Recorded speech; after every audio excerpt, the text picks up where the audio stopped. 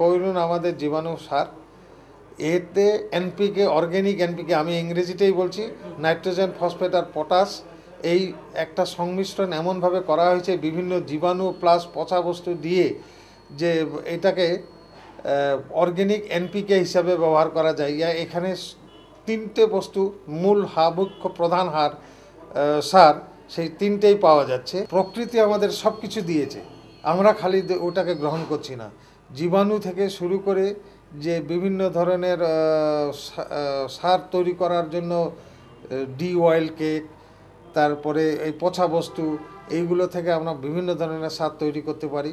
তাকে আরও এনরিচ করার জন্য, তাকে আরও উন্নত করার জন্য বিভিন্ন জীবাণু আমরা তাকে সংমিশ্রণ করে দিয়ে তাকে বাড়িয়ে দিতে পারি, তার কার্যক্ষমতা বাড়াতে পারি। पूरे भारत ही नहीं, पूरे विश्व के लोगों से मेरा अनुरोध है कि मैक्सिमम जैविक का ही प्रयोग करें और अपने जीवन को सुखमय बनावें।